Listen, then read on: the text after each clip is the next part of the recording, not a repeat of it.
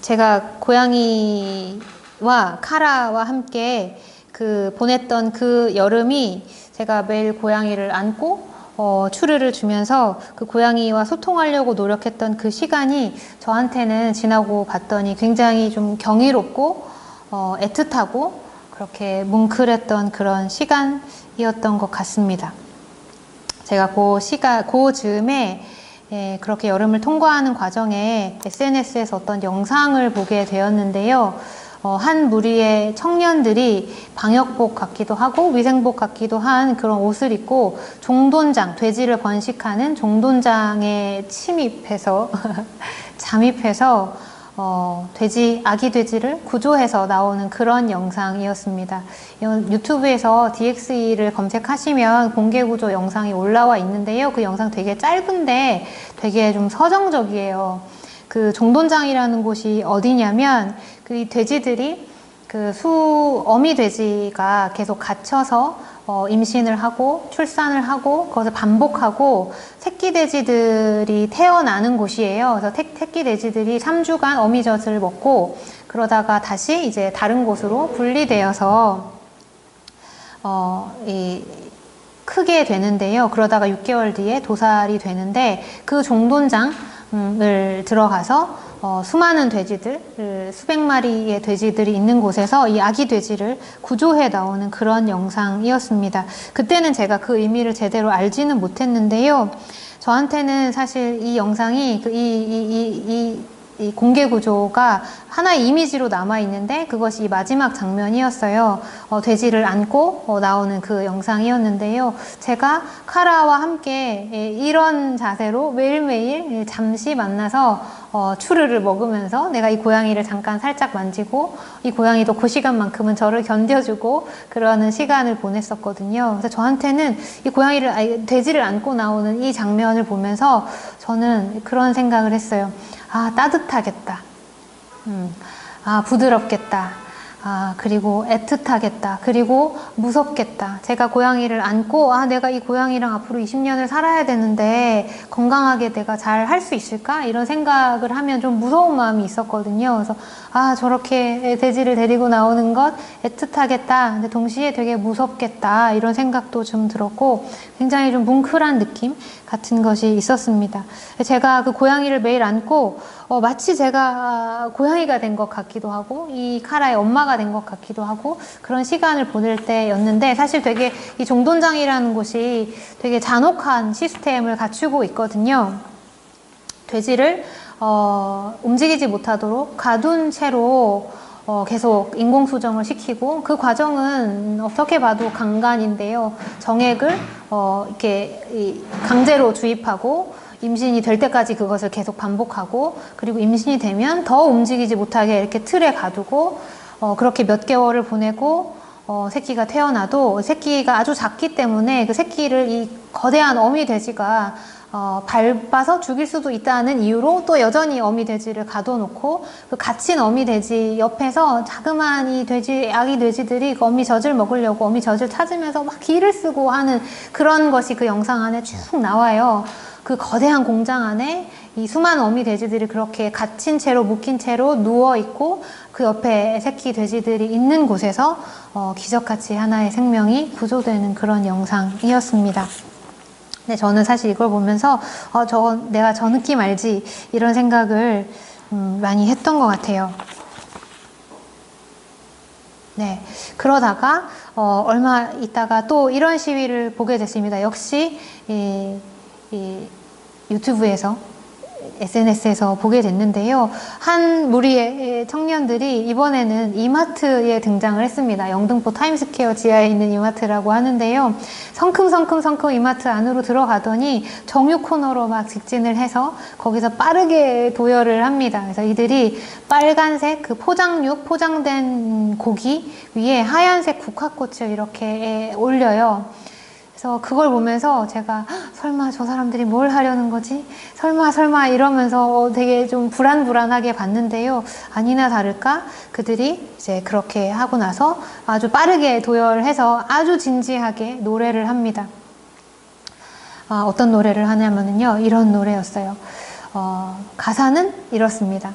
사람들만이 생각할 수 있다. 그렇게 말하지는 마세요. 나무와 바위, 작은 새들조차 세상을 느낄 수 있어요. 이것은 그 바람의 빛깔이라는 당시에 굉장히 좀 히트가 되었던 그 오디션 프로에 나온 어린 학생이 부른 노래인데요. 너무 청아한 목소리로 너무 아름다운 노래를 부르는데 포카혼타스의 OST를 개사해서 부른 노래였는데 그것을 사실 좀 개사해서 아주 일부만 개사해서 이 사람들이 이 포장육 앞에서 정육 코너 앞에서 그 노래를 부르는 것이었습니다. 저는 그것을 보면서 진짜 웃어야 될지 울어야 할지 저것은 웃으라고 한 시위인지 울라고 한 시위인지 정말 알 수가 없어서 어떻게 해야 되지? 뭘 하려는 거지 이 사람들이? 이러면서 봤던 건데요. 제가 이 영상을 남편하고 같이 봤어요. 근데 남편은 보더니 저 방식이 뭔가 사람들의 마음을 얻을 수 있을까? 뭔가 좀 별론데? 저 방식은 좀 별론데? 이런 말을 했습니다.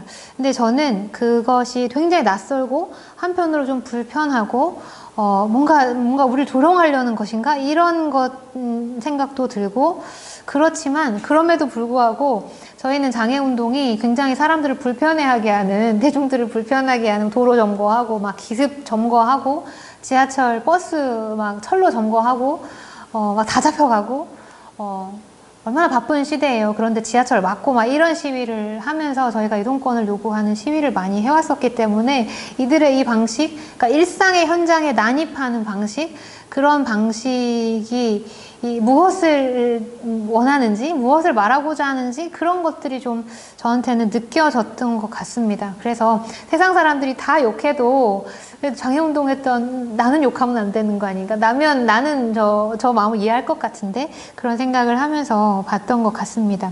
저희 남편은 저것은 뭔가 사람들의 마음을 얻을 수 있을 것 같지 않아. 오히려 좀 싫어할 것 같은데 이런 말을 했었는데요. 저는 그것이 바로 이들이 원했던 방식, 이들이 목표했던 바가 아닐까 이런 생각이 들었습니다. 무슨 뜻이냐면은요.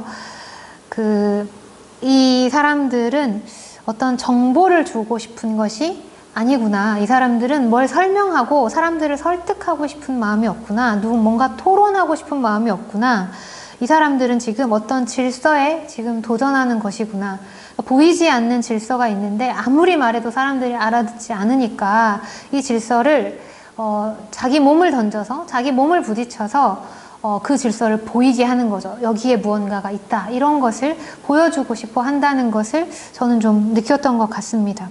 제가 기존에 봐왔던 동물운동은 다들 좀 선의에 호소하는 그런 운동이었어요. 아름다운 연예인들이 나와서 아름다운 자신의 반려동물과 함께 사진을 찍고 그것을 사람들에게 보여주면서 사지 말고 입양을 하자 이런 운동을 하는 것, 그런 것이 갖는 어떤 이미지, 저한테도 그런 게 익숙했었는데요.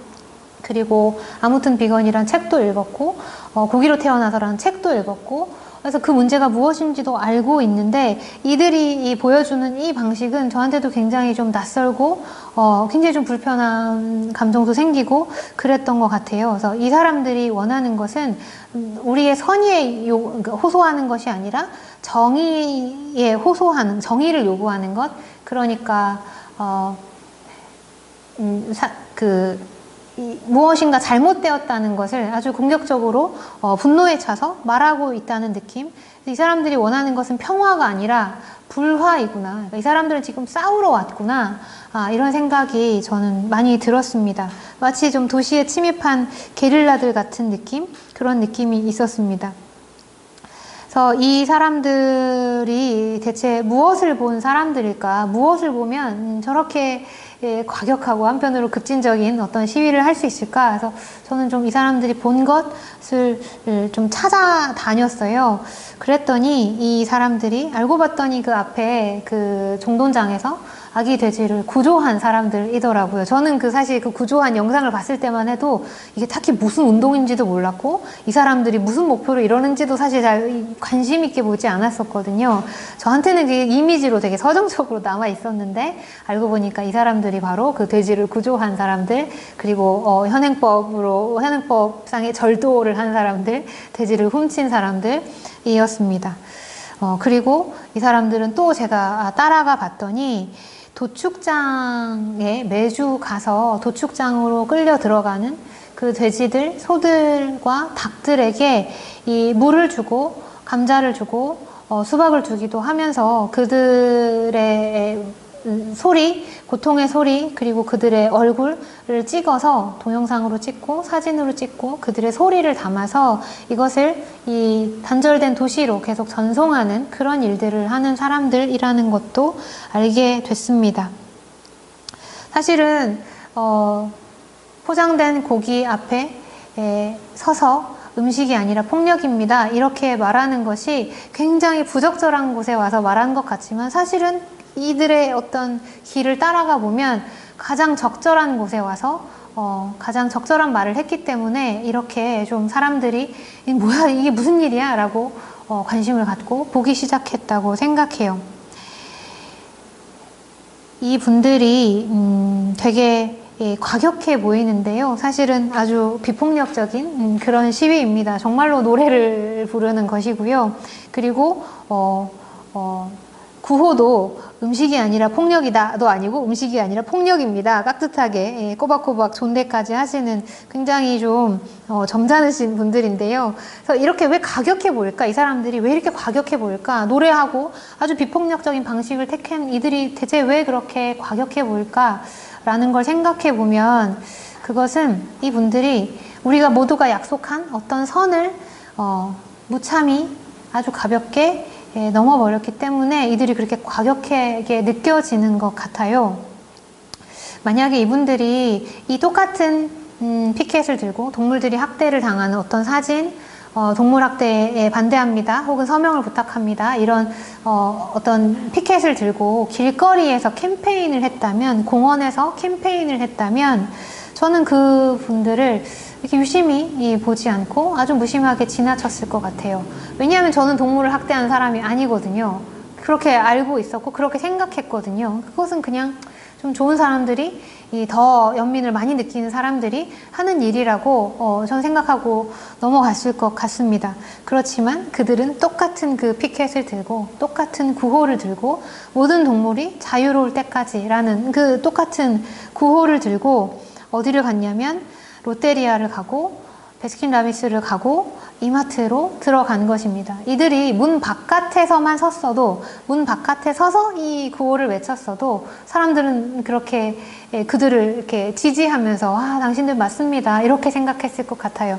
그렇지만 그들은 거기서 멈추지 않았습니다. 문을 열고 들어갔죠. 아주 뚜벅뚜벅 성큼성큼 들어갔습니다. 그래서 아이스크림을 먹는 사람들, 햄버거를 먹는 사람들, 자기 자녀에게 조금 더 좋은 고기를 주려고 동물복지 코너에서 고기를 고르던 그런 사람들 앞에 나타났습니다. 그리고 이것은 폭력이다 라고 외쳤는데요. 더 이상 죽이지 마십시오, 더 이상 빼앗지 마십시오, 이것은 폭력입니다, 이렇게 외쳤기 때문에 저는 이 사람들이 어떤 선을 굉장히 무참히 넘어버렸다고 생각하고, 그래서 너무 놀라서 이 사람들을 보게 됐던 것 같습니다. 근데 저는 이들의 이 난입하는 방식이 2001년에 제가 만났던 노들야학 혹은 제가 만났던 어떤 장애운동, 이들이 이 한국 사회, 비장애인 중심적인 한국 사회에 등장했던 방식과 제가 보기에는 너무나 겹쳐 보입니다. 비장애인 중심의 한국 사회가 비장애인 중심이라는 것을 아무도 몰랐거든요. 지금도 사람들은 잘 인식하지 못하지만 그것을 이들이 정말 온몸으로 존재를 던져서 그렇게 보여줌으로써 이 사회가 얼마나 장애인을 배제하고 설계되었는지, 얼마나 비장애 중심적인지, 이런 것들을 되게 충격적으로 낯선 방식으로, 과격한 방식으로 보여주면서 등장했던 저의 동료들의 모습이 저한테는 굉장히 겹치게 느껴졌던 것 같습니다. 그들은 바로 저항군이었던 거죠. 네. 그리고 나서 저는 그해 8월에요. 그 여름에 탈육식을 시작하게 되었습니다. 근데 사실은 이것의 계기가 제가 이 공장식 축산의 문제점을 알게 되어서 이것이 너무나 폭력이라는 사실을 자각해서 그래서 저 스스로 되게 고민을 많이 해서 시작한 게 아니고요. 저는 그냥 한겨레 마감이 다가왔습니다. 한겨레 제가 한 달에 한 번 칼럼을 쓰는데요. 그 칼럼 기간이 저한테 도래해 왔습니다. 근데 제가 글을 쓸 때 하나의 원칙이 지금 내가 사로잡힌 주제를 쓰자 이거든요. 그래서 다른 더 필요한 주제 혹은 더 중요한 주제가 있을 수 있지만 지금 제가 쓰고 싶은 것은 바로 이것이었기 때문에 저는 고양이에 대한 이야기를 쓰고 싶었습니다. 제가 이 고양이를 만나서 너무나 큰 혼란을 겪고 있고 너무나 많은 것이 흔들리고 무너지고 있었거든요. 그래서 카라에 대한 글을 쓰게 되었습니다. 첫 시작은 이런 글이에요. 카라는 3개월 전에 우리 집에 왔다로 시작하는 글이었습니다. 저는 한겨레 칼럼을 한 5일 정도 붙잡고 쓰는데요. 토요일이 되었을 때, 이제 마감을 앞두게 되었을 때, 저는 어떻게 해야 될지 몰랐어요. 고양이로 시작하는 글을 한 번도 써본 적이 없고, 그래서 이런 글의 결론이 어떻게 되어야 되는지 누구도 가르쳐 준 적도 없고 어디서 본 적도 별로 없었던 것 같아요. 어떤 동물, 그 고양이에 대한 글이나 이런 것들에서는 그러니까 많은 동물들이 버려지니까 동물을 버리지 말고 혹은 동물을 사지 말고 입양하십시오 라는 글은 봤지만 제가 말하고 싶었던 것은 전혀 그런 것이 아니었거든요. 그래서 어떻게 마감을 해야 되지? 라는 고민을 굉장히 많이 했어요. 그러다가 정말 고민하다가 에라 모르겠다 하는 심정으로 그렇다면 나는 동물들을 잔혹하게 착취하는 고기를 먹지 않으면서 살아보기로 했다라고 급 점핑하면서 사실 글이 마무리됐거든요. 근데 저는 정말로 이 글을 처음 시작할 때만 해도 제가 탈육식을 시작할 것이라고 본격적으로 시작할 것이고 그 이후에 정말 비건지향까지 갈 거라고는 생각하지 않았어요. 그것은 저한테 굉장히 좋은 사람들이 하는 것, 좋은 훌륭한 사람들이 하는 것, 나와는 다른 사람들이 하는 것, 그런 실천이었지. 그냥 저는 내가 어떤 문제를 알았고 어떤 책을 봤고 내 고양이도 알게 되었고 동물들도 고통을 받지, 그래 인간이 제일 잔혹해, 그래 알아, 알지 라고 그냥 살려고 했어요. 이렇게까지 이 문제가 커질 줄은 몰랐는데 글이라는 것이 사실 좀 그렇게 무서운 면이 있습니다. 글 자체가 갖는 논리가 있거든요. 그래서 이렇게 글을 썼을 때 도달해야 되는 어떤 결말이 글이 좀 가지고 있는 것 같습니다. 그래서 저는 이렇게 갑자기 결론을 내게 됐고요. 준비 없이 시작하게 되었습니다. 그래서 그 전에 문장을 보면은요, 그 마지막 결론 바로 앞 문장이 뭐냐면 카라를 만났으므로 머리로만 알던 것, 미루고 미루어 오던 일을 시작해야 할 때가 되었다.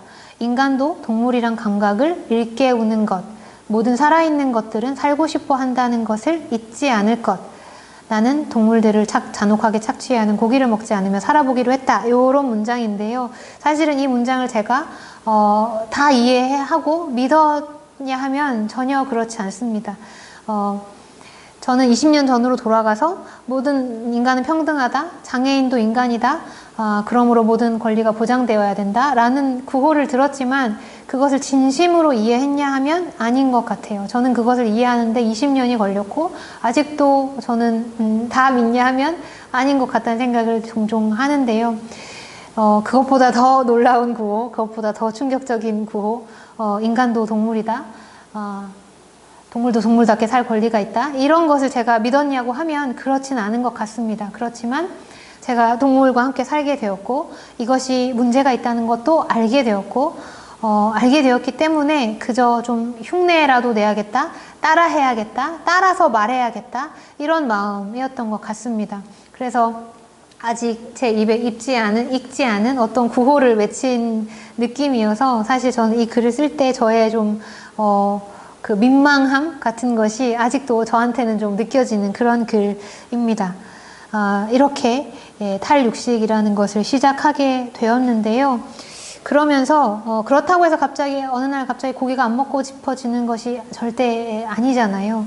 그래서 고기를 먹지 않기 위해서 혹은 고기를 먹고 싶은 마음을 누르기 위해서 심지어 신문에도 썼는데, 그래서 저는 아주 적극적으로 그때부터 동물들이 어떻게 살고 죽는지에 대한 영상들 혹은 기사들 혹은 책 같은 것을 아주 적극적으로 그때부터 찾아보기 시작했습니다.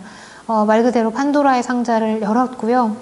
그것을 다시 닫을 수 없는 어떤 세계로 진입을 했던 것 같습니다.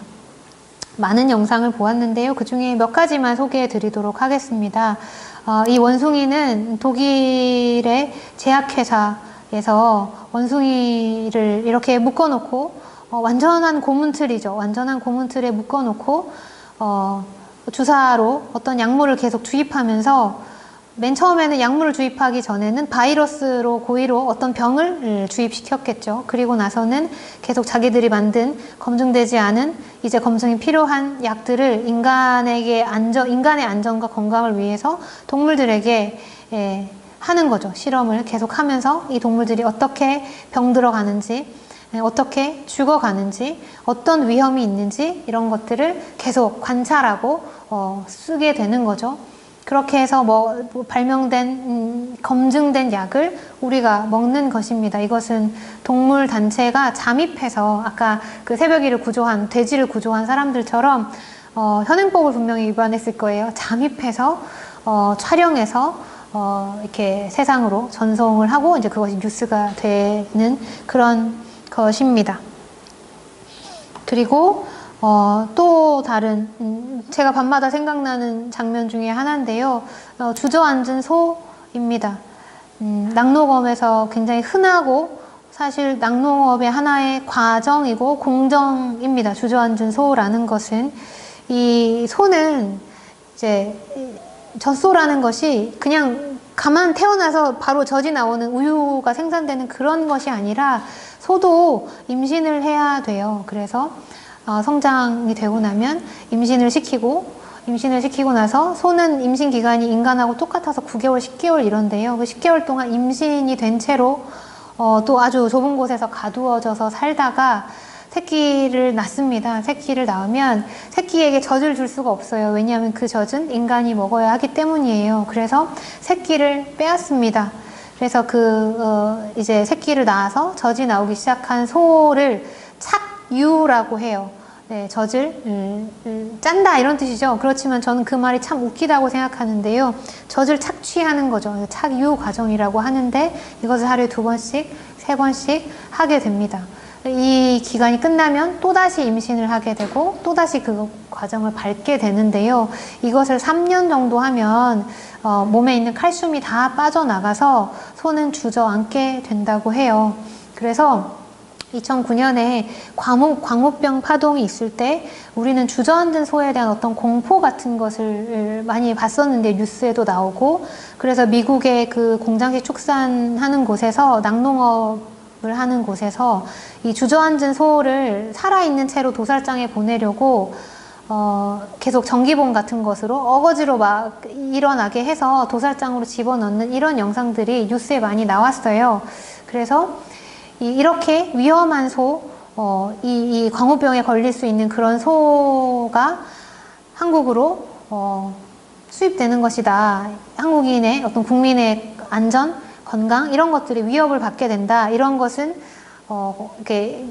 이런 미국산 소를 먹으면 치매에 걸릴 위험이 얼마나 커진다. 이런 데이터 같은 것들도 많이 보도가 되었었는데,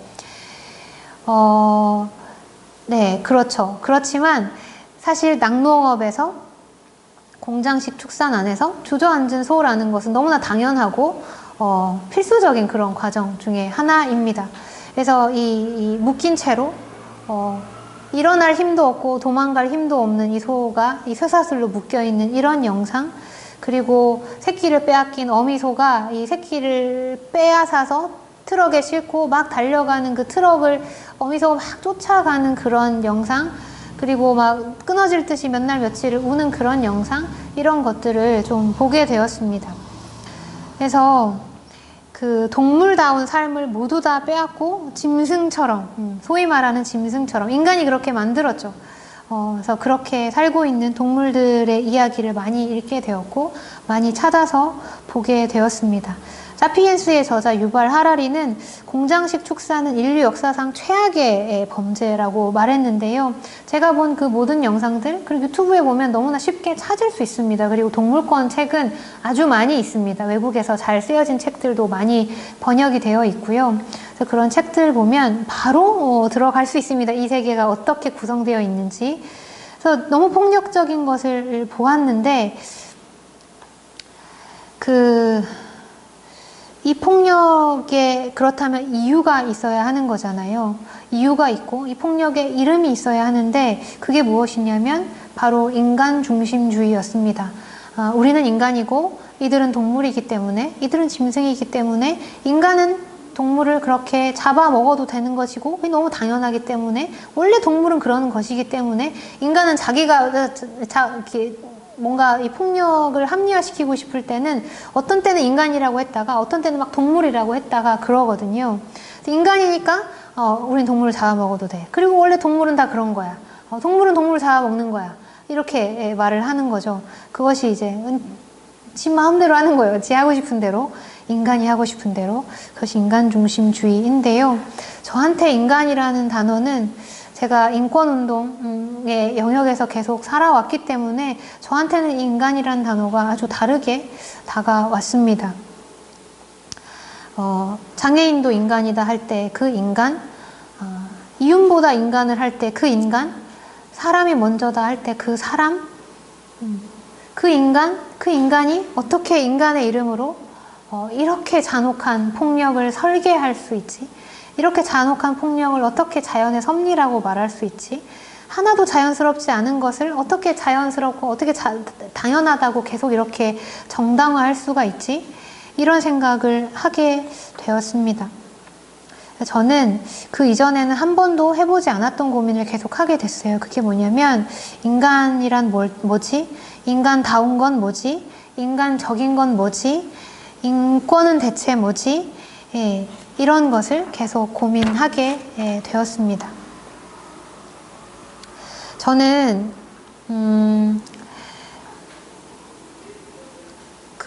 제가 수많은 동물들의 이 어떤 고통, 수많은 동물들이 당하고 있는 고통, 인간이 자행하는 어떤 엄청난 폭력, 이런 것들을 제가 보게 되었는데요.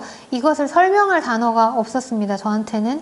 이 고통 앞에 제가 20년 동안 갈고 닦고 배웠던 어떤 언어가 완벽하게 무력해지는 느낌 같은 것이 저한테 있었어요. 인권이라는 것은 저한테 어떤 거였냐면 추구해야 될 것이었어요. 아름다운 것이었어요.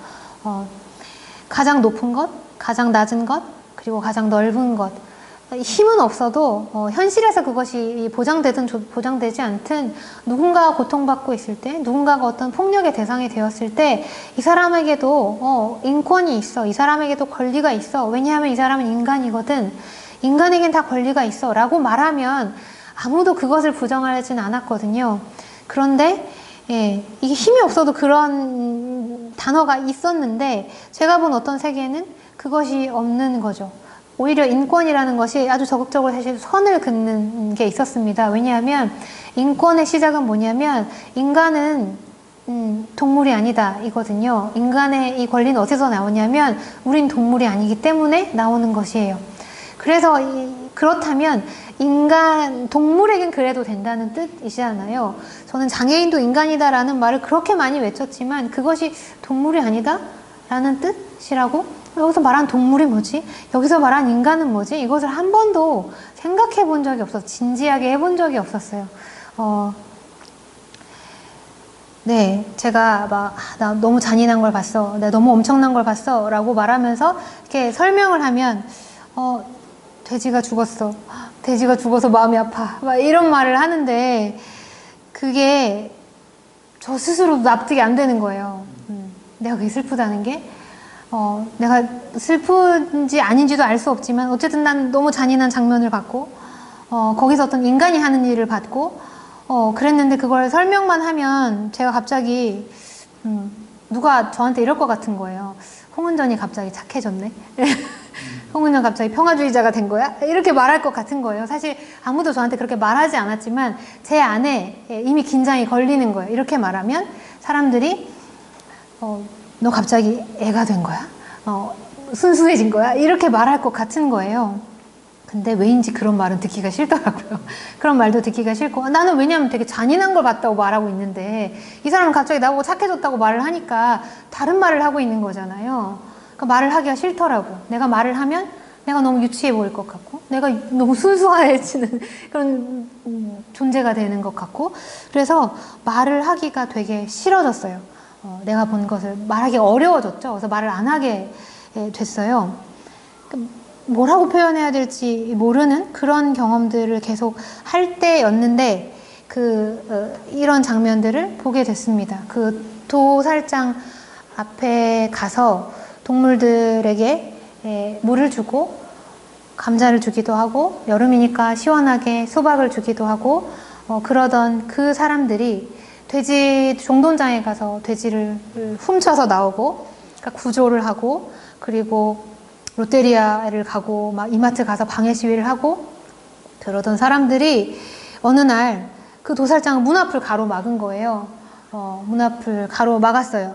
저 여행용 가방 안에 시멘트를 가득 채워서 딱 손 하나 들어갈 수 있는 어떤 공간만 남겨두고 시멘트를 가득 부어서 손이 들어가면 안 빠지는 어떤 걸 한 거예요. 그래서 경찰이 우리를 체포하려고 막 잡아 뜯을 때 최대한 시간을 벌기 위해서 만든 어떤 건데요. 그래서 이걸로 트럭이 들어가는 문을 막아버린 거예요. 그러니까 공장이거든요. 도살장이라는 것은 사실 여러분이 생각하는, 제가 생각했던 도살장은 뭔가 피가 흥건하고 되게 재래의 어떤 공간을 재래식의 공장을, 도살장을 생각했는데 그런 것이 아니라 지금 이 속도로 우리가 이 닭과 돼지와 소를 먹으려면 그것은 공장식으로 정말 빠르게 찍어내야 되거든요. 그 말은 뭐냐면 살해 역시, 도살 역시 공장식으로 아주 빠르게 진행돼야 된다는 뜻이에요. 거기에 맞는 설계가 되어 있고 다 거기에 맞는 도구가 있고 그런 공장이 돌아가는 것인데 그 공장을 멈추고 싶은 거죠. 이 사람들은 이 죽음을 멈추고 싶으니까. 그래서 이 공장을 막기 위해서 이 사람들이 한 것이 바로 이 문을 막는 것이었습니다. 그래서 오후 내내 한 4-5시간 정도를 이들이 이 닭이 도축되는 도개장을 막았다고 해요. 그래서 그 닭의 죽음을 지연시킨 거죠. 그래서 이런 도살장을 가로막고 시위를 하는 것을 보았습니다. 저는 그 전에 이들이 하는 것을 좀 보고 있었는데 이건 이제 9월에 있었던 일이거든요. 그래서 SNS도 계속 제가 따라다니면서 보고 있었는데 이들이 10월 4일 동물의 날을 맞이해서 어떤 액션을 할 것이다 라고 하면서 이제 뭔가 이렇게 뭐 말을 올리는 걸 봤는데 그럼에도 불구하고 이런 걸 할 줄은 몰랐어요. 그래서 정말로 도살장을 막고 그 공장을 멈춘 거죠.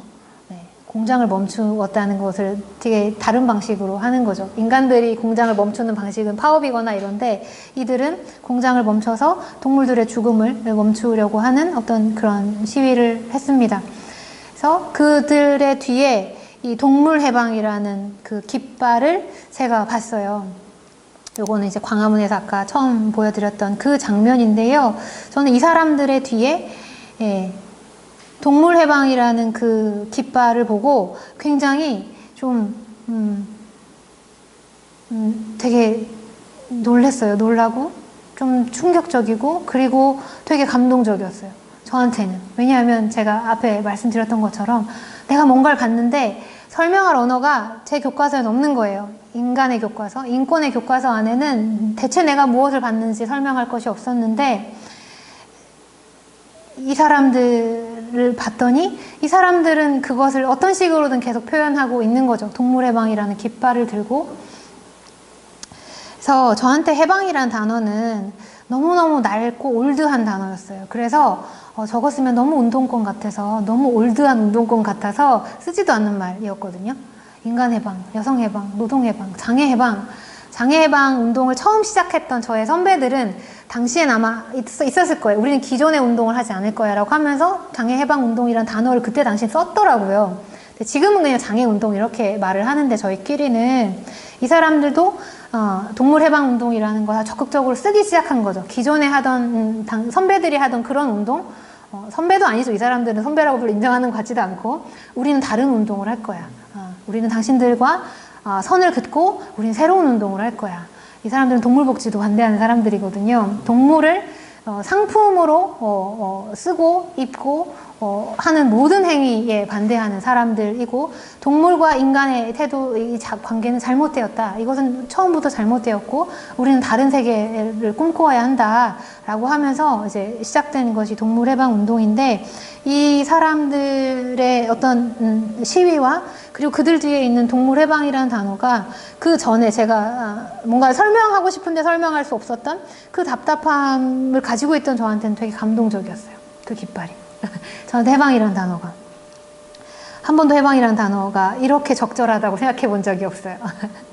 세상에 이 해방이라는 단어가 동물에게 붙다니. 처음에 좀 웃었거든요. 뭐야 저게, 이렇게 생각했는데 잘 생각해 보니까 너무나 제가 원했던, 저에게 필요했던 그런 언어였던 것 같습니다. 그리고 나서 제가 다시 몇 달이 지나서 이 사람들이 하는 것을 좀 가봐야겠다 이런 생각이 들었어요. 이 사람들이 본 것을 나도 봐야겠다. 이 사람들이 들은 것을, 이 사람들이 냄새 맡은 것을 나도 보고 듣고 냄새 맡아야겠다 이런 생각이 좀 들었습니다. 그래서 화성에 있는 도축장을 갔었고요. 2020년 1월 21일이었어요. 설날 전에, 직전에 도살장은 설이 또 대목이잖아요. 그래서 굉장히 새벽부터 많은 트럭들이 줄을 지어서 들어가고 많은 트럭들이 대기하고 있었어요. 트럭이 대기하고 있다는 건 돼지들이 대기하고 있다는 거죠. 그래서 그곳을 가게 됐습니다. 근데 저한테는 이날의 이야기를 설명하는 것이 굉장히 어려워요. 제목으로 제가 실패할 것이 분명한 이야기라고 썼는데요. 너무 잘 말하고 싶기 때문에 이야기하면 할수록 실패할 것이 분명한 그런 이야기가 저한테는 이날의 경험입니다. 슬프지 않았어요. 슬프지 않아서 슬프고, 이상하지 않아서 이상한 그런 날이었습니다. 거기에 제가 모르는 건 아무것도 없었습니다. 돼지도 있었고 도살장도 있었고, 돼지들은 듣던 대로 아주 살이 쪄 있었고 아주 더러웠고, 아주 돼지 그 멱다는 소리라는 것을 정말 죽을 듯이 quiqu내고 있었어요. 네, 정말 그 냄새가 뭐 50m 멀리서도 코를 찌르는, 정말 이렇게 뭔가 이렇게 나를 삼지창 같은 걸로 이렇게 확 쑤시고 들어오는 냄새라는 것이 저를 진짜 공격하는 느낌에, 아주 멀리 있는데도. 도살장이 어떻게 생겼는지 전 모르니까 어디지 이게 맵 지도로 보면 여기쯤인 것 같은데 어디지 이러면서 계속 찾으면서 가고 있었는데, 그 냄새가 저를 딱 공격하는 순간 제대로 왔구나, 여긴가 보다 라고 하면서 봤더니 이 트럭들이, 아주 거대한 트럭들이 그렇게 줄을 지어 있더라고요. 근데 제가 이제 그날이 저에게는 되게 충격적인 날 중에 하나였는데요. 제가 충격을 받은 것은, 제가 도살을 본 것도 아니에요. 공장 안에서 이루어지는 일이고 절대로 이렇게 접근할 수 없게 되어 있거든요. 지금 제가 본 것은 그 살아있는 돼지들이었고, 그리고 그들이 도살되고 난 다음 그 과정이 뭐냐면 축협이에요. 축협은 다 아는 곳이잖아요. 축협에서 이 축협 유통센터에서 갓 도살한 돼지들을 해체하는 작업들, 그러면서 이제 도매로 팔기 위해서 진열해 놓은 그런 곳은 들어가서 이렇게 보고 나왔어요. 한 3-4시간 정도 그렇게 시간을 보냈는데요. 제가 저희 남편한테 형 돼지 본 적 있어? 이렇게 물어봤어요. 그랬더니 남편이 본 적 있어 이렇게 말하는 거예요. 그래서 언제 봤는데? 이랬더니 뭐 어렸을 때 시골 가서 봤어 이렇게 말을 했어요. 그래서 언제 봤더라? 내가 돼지 언제 봤더라? 라고 하면서 마치 이제 컴퓨터가 그 검색어 넣으면 막 이렇게 검색하듯이 언제 봤지 이렇게 생각하면서 알게 됐어요. 내가 돼지를 본 적이 없다는 것을. 전 철석같이 제가 봤다고 생각했거든요. 대답하려고 찾고 있었어요. 저의 기억을. 근데 해보니까 없는 거예요. 아무리 찾아도 없는 거예요. 그래서 제가 남편한테 나 본 적 없나 봐. 너무 놀래서 나 본 적 없어. 없나 봐. 이렇게 말을 했거든요.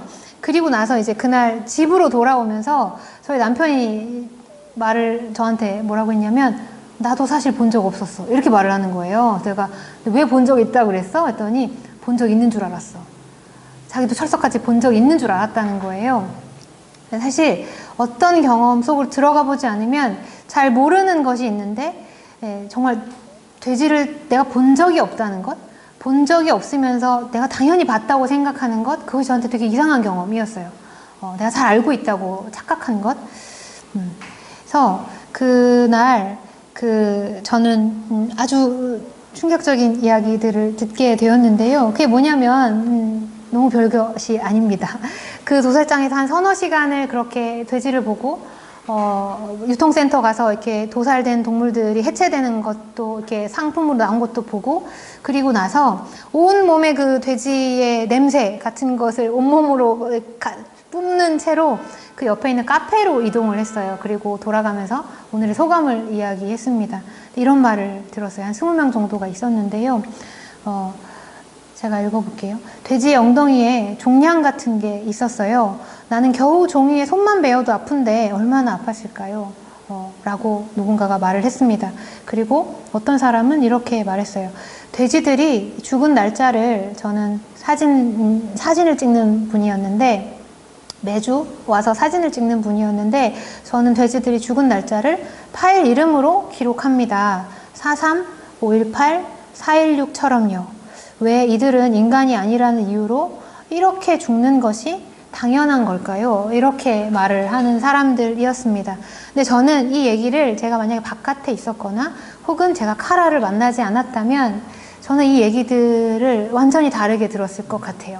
처음에 돼지는 얼마나 아팠을까요? 라고 말하면 뭐야 손발이 오그라들게 이렇게 이렇게 반응했을 것 같고요. 그러니까 속으로 그렇게 생각했을 것 같고, 두 번째 얘기 43, 518, 416 하는 순간은 이제 한숨이 나왔을 것 같아요.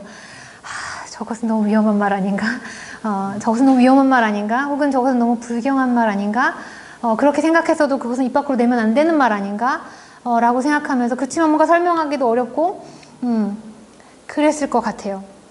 그렇지만 저는 거기서 그들이 그 말을 너무너무 진지하게 하는 것, 서로의 말을 너무너무 진지하게 경청하고 공감하고 들으려고 애쓰는 그런 모습을 보면서 그 안에 있는 것이 너무 신기했어요.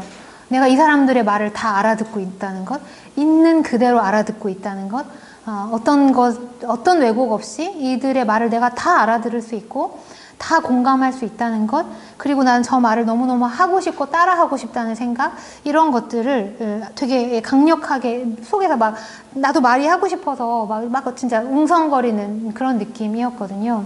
근데 말을 할 수가 없는 거예요. 제가 아까도 말씀드렸던 것처럼 저는 계속 말을 못하는 어떤 기분 같은 것이 있었어요. 근데 여기서 말하면 왠지 다 이해해줄 것 같았지만 말이 잘 안 나왔어요.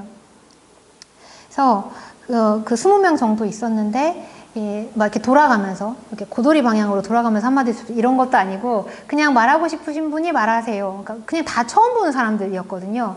그러니까 하고 싶은 얘기 있으시면 하세요. 라고 하면서 이렇게 좀 기다렸다가, 뜸도 들였다가, 뭐 이러는 분위기였는데, 어색하고, 좀 긴장되고, 이런 때였는데, 다 얘기하고 저만 남은 거예요. 그래서 모든 사람이 저를 쳐다봤어요.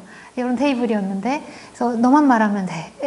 모두가 저를 이렇게 쳐다봤는데, 그 눈을 다 받으면서도 제가 끝내 입을 안 열었어요. 말을 못 하겠더라고요. 그래서 유일하게 그날 말을 못한 것이 저였어요. 그리고 집으로 돌아오면서 어떤 느낌을 받았냐면, 나는 내가 앞으로 이 감정을 설명하기 위해서 글을 쓰게 되겠다. 나는 이 말을 하려고 아주 많은 시간을 공들여 글을 쓰게 되겠다. 드디어 쓰고 싶은 것이 생겼다. 이런 느낌 같은 것을 받았습니다. 저는 어떤 느낌이었냐면 나도 모르게 내가 어떤 선을 넘어버린 것 같다고 생각을 했습니다. 너무 빨리, 너무 멀리 내가 어딘가로 와버렸다는 느낌, 순식간에 다른 차원의 세계로 빨려 들어간 느낌이었습니다. 너무 빨리 이동하면 멀미가 날 것 같잖아요. 멀미가 날 것 같았습니다. 그날 하루 종일 멀미가 날 것 같았고, 사실 그날 이후로 계속 저는 멀미가 날 것 같은 상태. 그리고 이 감정은 이게 몸의 감각인데요. 이게 비유도 아니고 정말로 이렇게 계속 뭔가 울렁거리는 느낌인데요.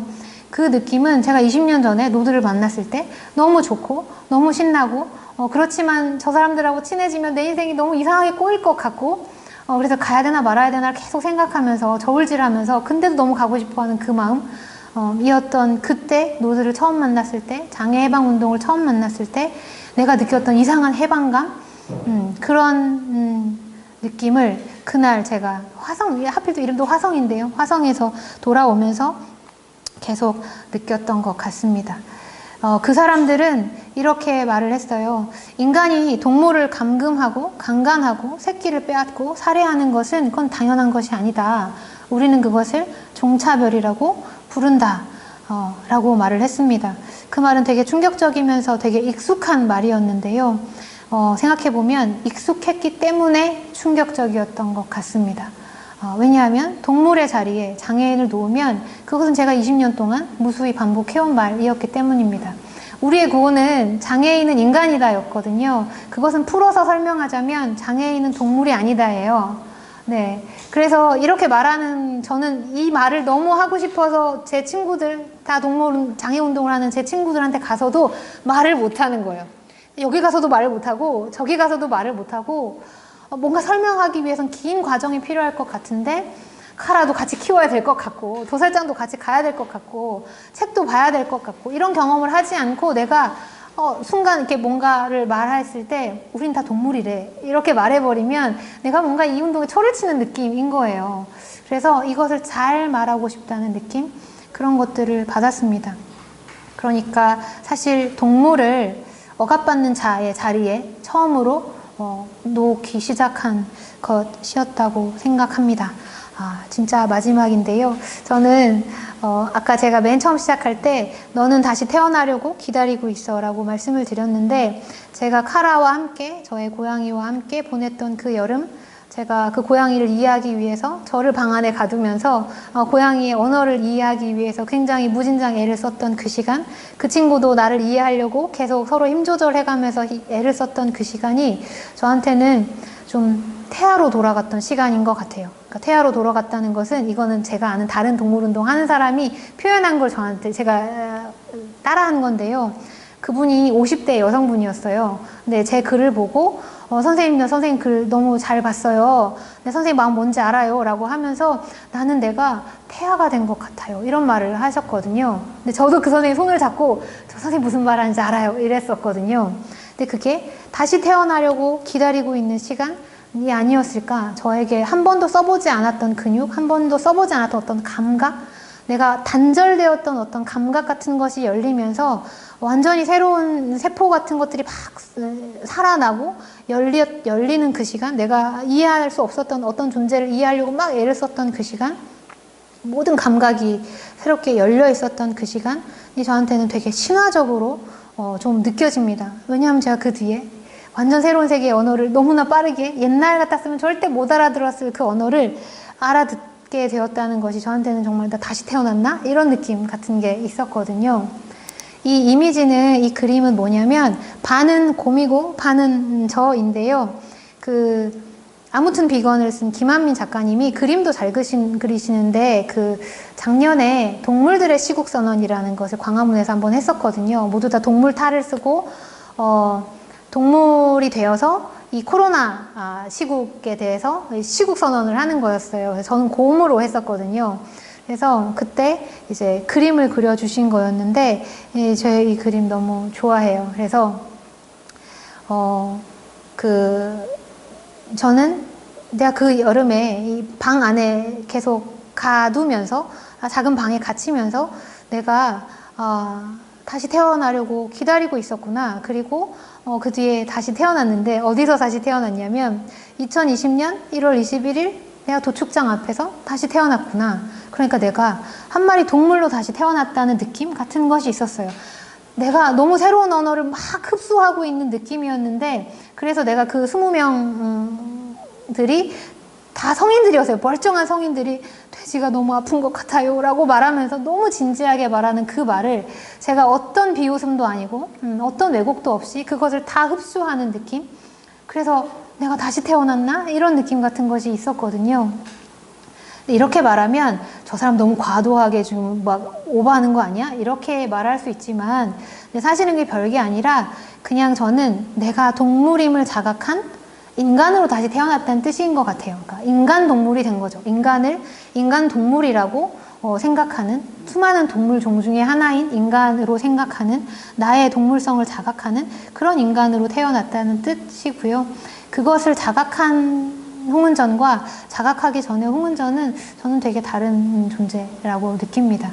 그래서 그 곰이잖아요. 웅녀가 100일 동안 쑥과 마늘을 먹고 인간이 되었는데요. 저는 이 그림을 보면 내가 고기를 먹지 않고 100일을 버텨서, 무사히 100일을 버텨서 내가 동물이 되었구나.